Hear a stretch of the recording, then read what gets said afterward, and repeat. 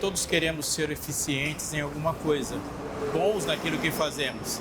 Quando se define uma pessoa que está seguindo Jesus, ele tem que ser bom em orar. E isso intrigou os discípulos, porque eles queriam ser bons como o mestre era na comunicação com o Pai. Então a pergunta que foi feita é: como eu posso ser bom como o Senhor é? Como eu posso orar como você ora? Jesus identificou um problema na pergunta, porque eles queriam uma arma mais potente, enquanto Jesus falou: não é a potência da arma que você tem, mas a direção que você escolheu apontar. Portanto, orareis assim. Não saia daí. Está começando o Fé para hoje.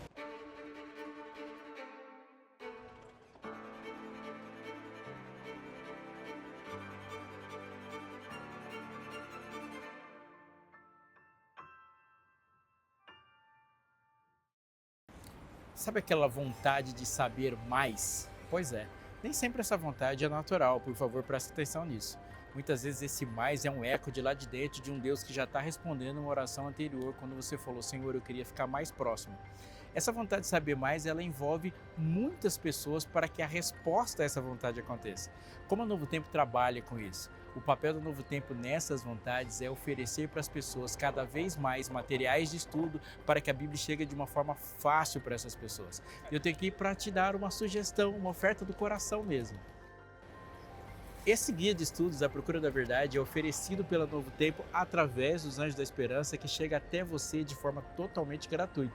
O que você precisa fazer é acessar qualquer um dos nossos canais de comunicação que estão aparecendo na sua tela e esse material chegará até a sua casa. Sabe aquela vontade de fazer mais? Pois é, ela também nem sempre é natural, é um eco de uma vontade que Deus vai colocando no coração. Os Anjos da Esperança são aqueles que possibilitam que a gente saiba mais sem pagar, que a gente aqui, você aí e muitos outros consigam participar de algo maior do que isso. Você quer ser um anjo? Faça parte da Novo Tempo, seja um anjo da esperança, coloque seus talentos e recursos para que as pessoas saibam mais de Deus, recebendo material de forma gratuita. Vem, seja um anjo você também. Os céus são a morada de Deus e não a sua prisão. Essa frase deve ser repetida constantemente por todos os que creem em Deus. Por mais óbvia que possa parecer, ela adquire fundamental importância quando confrontada com o nosso sistema de vida, onde somos responsabilizados por todo o sucesso que possamos obter e também pelos fracassos. Acontece que a salvação da nossa vida não é um projeto social, político, econômico ou cultural. Ele é um plano sobrenatural criado no coração de um Deus infalível que é todo-poderoso e todo amor. Ele se responsabiliza pelo sucesso do seu próprio plano. Isso não significa que a salvação opera no modo automático, ou que um ato salvífico determinante no passado exime a gente de qualquer ação ou resposta na caminhada hoje. Mas quer dizer que Deus é participante ativo no processo todo. Ele não fica imóvel, aprisionado no seu trono celestial enquanto enfrentamos nossas batalhas aqui. Ele não fica emburrado ou magoado, ou estático ou impassível, esperando uma decisão correta do meu coração para que o nosso relacionamento se cure. Ele vai atrás, ele luta, ele age, ele busca o perdido.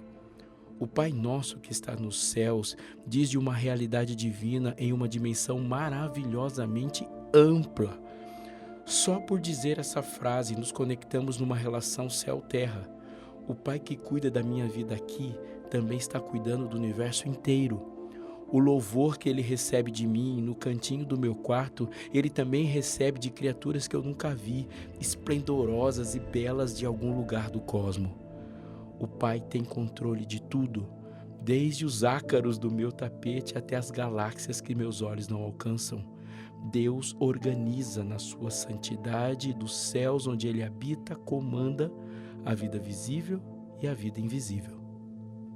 Observando as nossas formas mais populares de saudação, dá para perceber um clamor do coração por proximidade.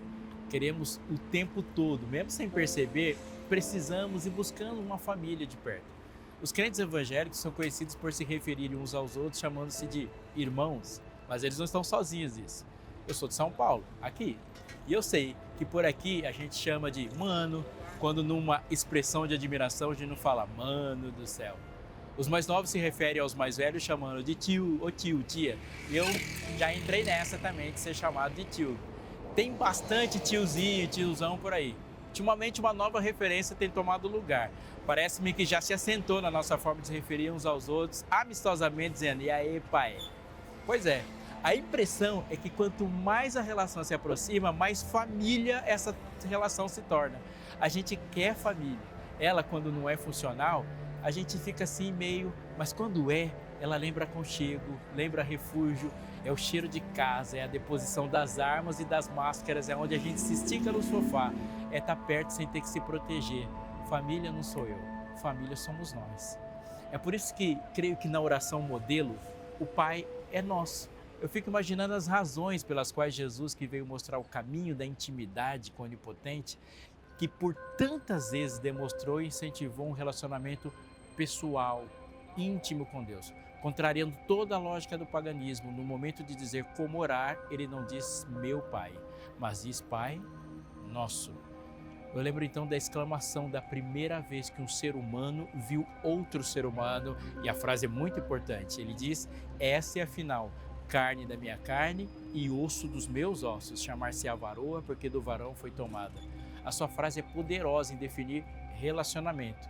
Deus nos fez todos um só. O homem veio de Deus, de suas mãos e de seu fôlego. O texto de Efésios diz que Deus nos escolheu nele e a partir de então somos todos saídos uns dos outros. E é impossível nos encontrar olhando apenas para dentro. Seres humanos são maravilhosamente fragmentados uns dos outros. Escuta, onde está seu coração? Você certamente já se sentiu um vazio, com aquela sensação de que a falta de água está ocupando muito espaço? Embora insistentemente estejamos procurando dentro do peito, é praticamente impossível achá-lo lá. Ele está, na verdade, fragmentado pelos caminhos da nossa história, distribuído nos sonhos, experiências, desejos, em que cada um entrega apaixonada a vida e a sua parte nessa trajetória. Alguns pedaços dele podem ter sido arrancados com violência, tirados sem permissão, extraídos com dor. Outros doados voluntariamente em troca de algumas conquistas. Às vezes a gente fica maravilhado percebendo o nosso coração pulsando em peitos alheios, na vida de outros, na trama agridoce da vida, produzindo conexões para além do natural, nesse transplante inexplicado que chamamos de amor. O coração foi feito para ser doado. É por isso que às vezes ele bate mais forte. É quase que um sintoma de desejo de sair para pulsar em outro peito, por outro. É por isso que antes de machucar o coração, você deve verificar rapidamente se você já não está nele. Por isso, quando teus olhos estiverem fixos no céu e a sua voz se dirigir ao Pai, lembre-se que Ele é nosso. Assim como o pão que Ele instruiu a pedir para hoje também é nosso, as dívidas são nossas, os devedores e as tentações também. A oração é inclusiva. Jesus nos ensina que ao orarmos, colocamos o próximo na oração. Jesus diz que pedir é pedir por nós, agradecer por nós e lembrar que a filiação é de todos, porque há um só Deus e Pai de todos. A santidade de Deus e de seu nome é central na sua revelação. Deus é santo, distinto, singular, incomum e separado. Todas as suas características são distintivas e fazem dele o outro absoluto. Reverência e temor são resultados da consciência que se curva diante da santidade dele.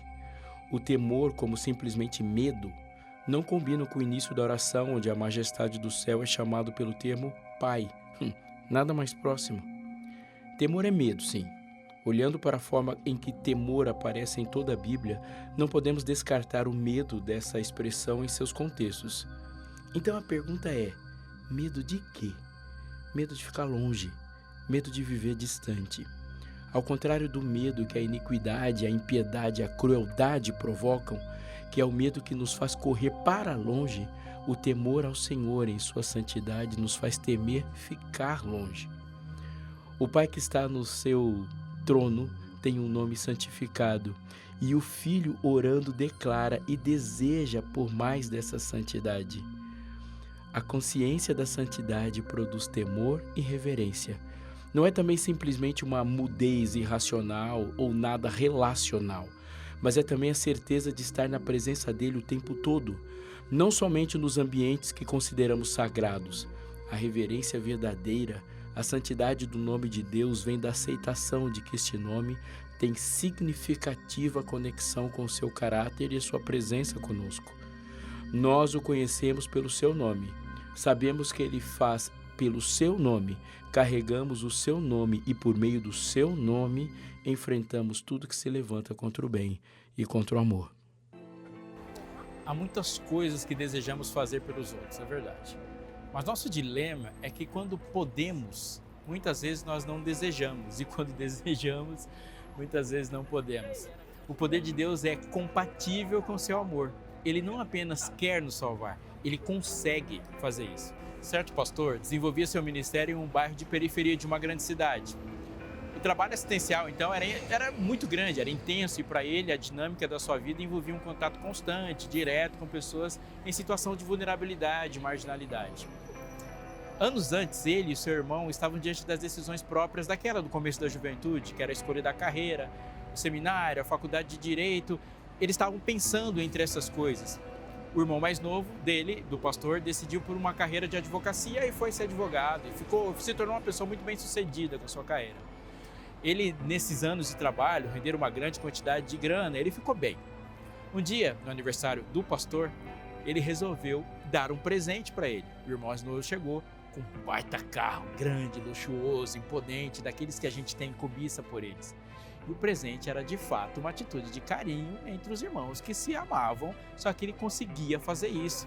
O problema é que isso gerava um enorme constrangimento, porque a imponência do carrão, o jeito como o carro chamava a atenção, não combinava com as atividades assistenciais do pastor. O resultado foi que o carro passava quase o tempo todo na garagem, enquanto o pastor continuava a usar o transporte público. Mas um dia, por uma necessidade óbvia, funcional, mecânica, ele teve que fazer o carro funcionar para não perder todos os equipamentos por falta de uso. Ele então dirigiu até o carro e estacionou. Não muitos instantes depois de parar, ainda no carro, ele viu dois meninos se aproximarem. Eram irmãos, moravam apenas com a mãe, e o irmão mais velho, mesmo sendo de pouca idade, ele passava a maior parte do dia cuidando do irmão mais novo, enquanto a mãe trabalhava. Seus olhos arregalados brilhavam ao contemplar o carro. A boca aberta em admiração, somente se mexeu quando ele perguntou: "É seu, pastor?" "Sim", respondeu o pastor, "eu ganhei do meu irmão." "Ganhou do seu irmão?" O menino estava em êxtase. "Seu irmão te deu de presente um carrão desse?" completou. "Eu queria ser um irmão assim." Em qualquer lugar do mundo, a frase esperada seria: "Eu queria ter o irmão assim", mas não daquele menino. Ele queria ser alguém cuja vontade de fazer o bem fosse compatível com o poder de fazer o bem.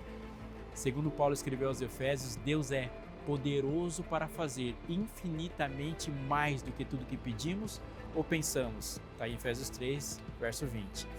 Dizer que o Pai está no céu e não na terra é conversar com Deus consciente da superioridade do seu governo. Ele não está dentro das limitações dos poderes que nós conhecemos, muito pelo contrário, o seu poder é infinito e isso deve estar na mente daquele que se aproxima dele. Ao mesmo tempo que seu nome é santificado, ele, portanto, é amoroso e relacional, mas não deixa de ser Deus para conseguir essa proximidade. Ao contrário, ele, em sua santidade, o distingue de tudo que existe. Seu nome, ou seja, como ele se faz conhecido, é altíssimo, sublime e singular. É característica do Deus único ser amor, justiça, bondade, equidade, misericórdia. Ele se distingue em santidade e, acima de tudo e de qualquer forma de egoísmo, orgulho ou maldade.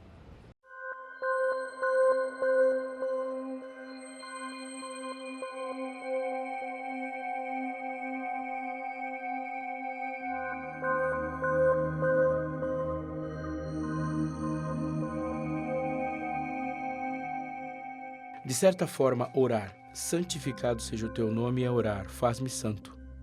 Permite que eu te reverencie, opere em mim e em outras pessoas para que reconheçamos sempre a tua santidade gloriosa e insuperável. Mas a petição, como Jesus a ensina, se estrutura não tanto em relação ao que tem de acontecer conosco para a oração ser atendida, mas sim em relação ao próprio alvo. O alvo mais elevado não é nós sermos santificados, mas sim o nome de Deus ser santificado. Isso tira o ser humano do centro da cena e dá este lugar somente a Deus. O homem, mesmo o homem transformado, não é o centro do universo. A principal razão de existir do ser humano é, de fato, como os teólogos disseram, glorificar a Deus e desfrutar eternamente de sua presença. Essa breve petição tem sozinha tanto conteúdo para meditação, tantas implicações sobre como devemos pensar sobre Deus, que é suficiente para nos pôr de joelhos. D. A. Carson, O Sermão do Monte, página 74. Um dos aspectos mais importantes do Pai Nosso é a sua total ligação com tudo o que Jesus falou no Sermão do Monte. Orar a Deus, o chamando de Pai, envolve necessariamente conhecê-lo. Conhecê-lo como foi revelado em Cristo, pelas obras do Pai que Cristo realizou e pela apresentação do Pai como Cristo falou. Peter Leithart, comentou esse texto dessa forma: pedimos a Deus que cuide de nós, para que possamos nos dedicar a servi-lo. Cada parte da oração retoma coisas que Jesus disse anteriormente no sermão ou antecipa coisas que ele dirá mais tarde. A oração está estruturalmente no centro do sermão e reúne muito do que Jesus disse em outras partes desse mesmo sermão. Ele nos diz para orar como um endereço ao nosso Pai, e isso novamente destaca a centralidade de saber a quem estamos orando. O Pai a quem nos dirigimos em oração é aquele que sabe o que precisamos antes de pedirmos e não precisa ser dito ou persuadido a nos responder. Ele é quem dá o sol e chuva aos justos e aos injustos. Ele é aquele que Jesus diz mais tarde, alimenta as aves do céu e veste a grama com glória maior do que a de Salomão. Quando oramos, devemos lembrar de quem estamos nos aproximando. Pedimos que o nome do Pai seja santificado, reverenciado, adorado por todos os homens. Oramos para que o Pai cumpra a sua e a nossa vocação em nós.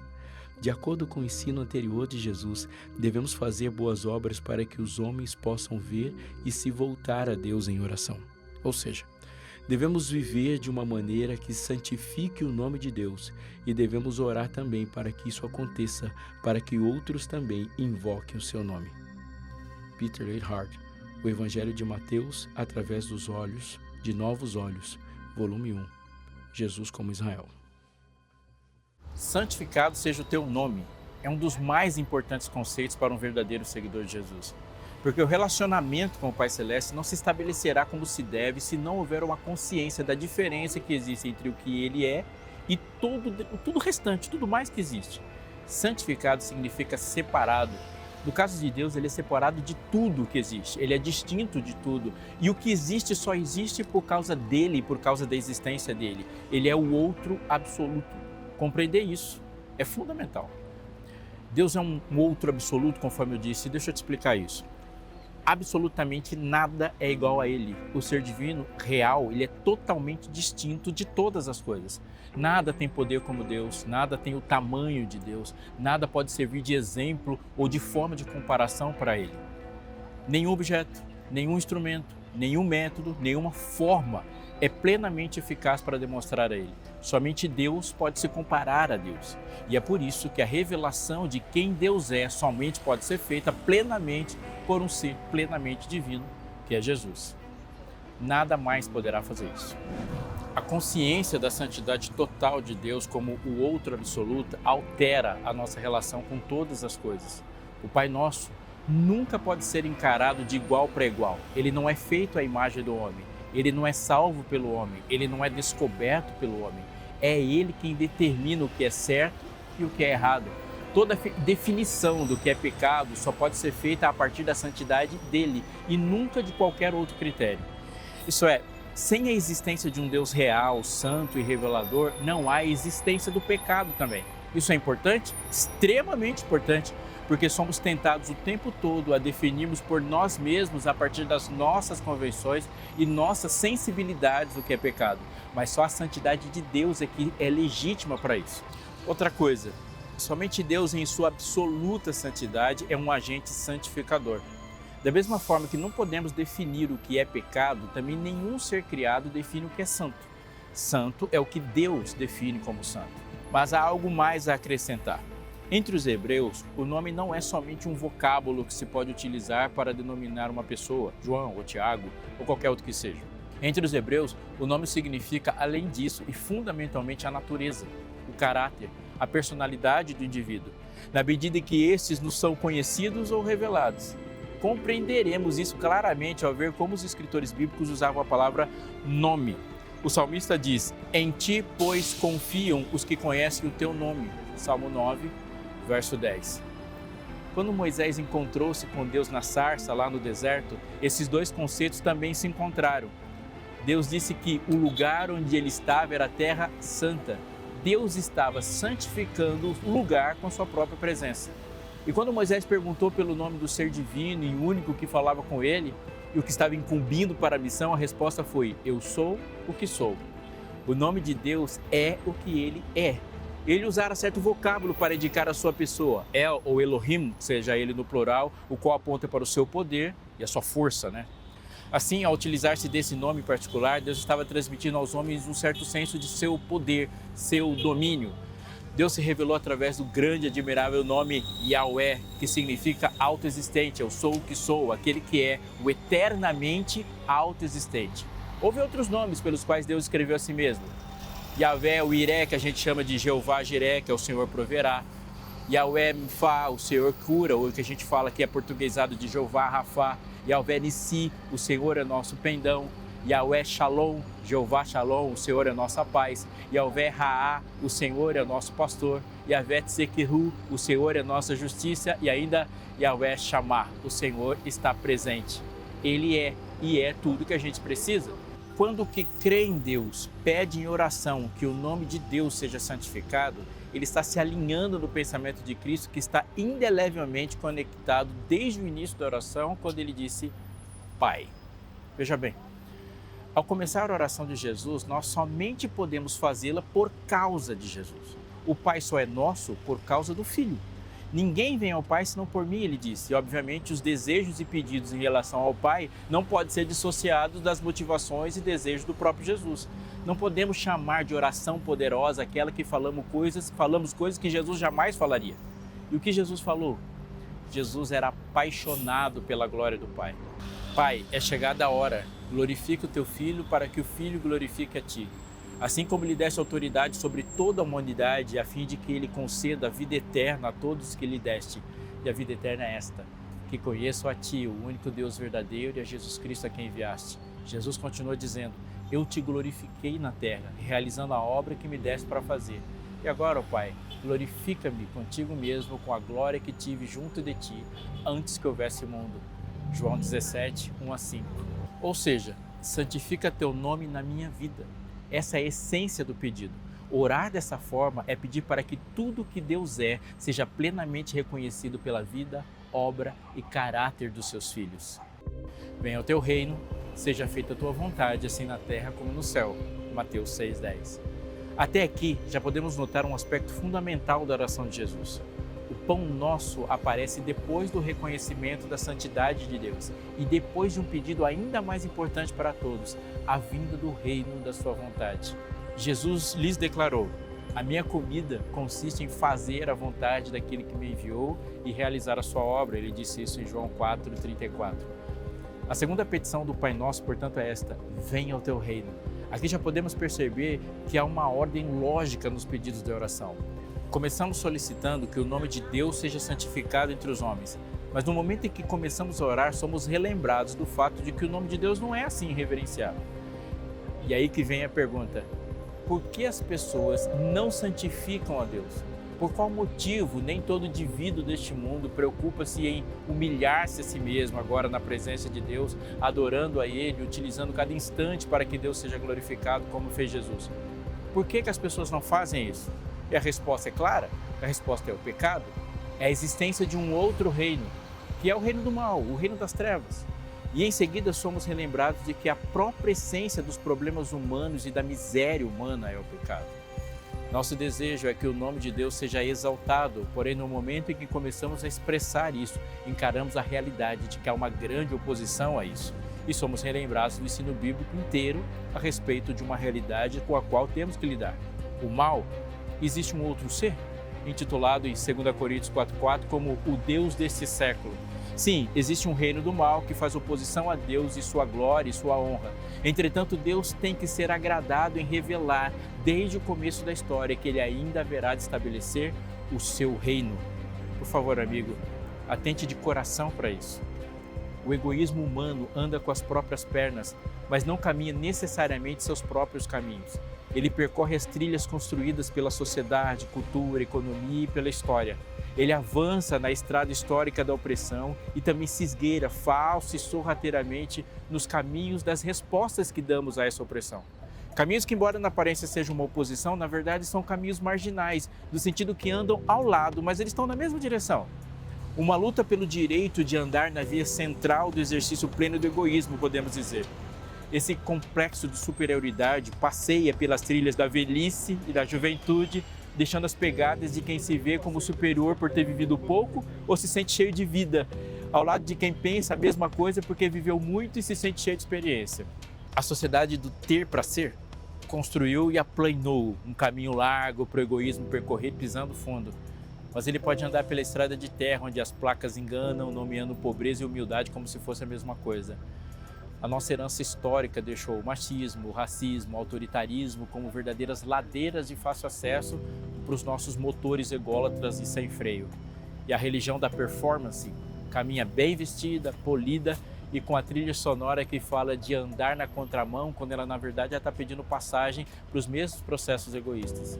A antiguidade deixou caminhos naquela sociedade escravista, agrária e pastoril. A Idade Média fez outros caminhos e a modernidade ainda outros. E o mundo contemporâneo tem os seus, inúmeros. As interações são infindáveis, mas o fim é o mesmo. E é essa a sua mais enganadora definição.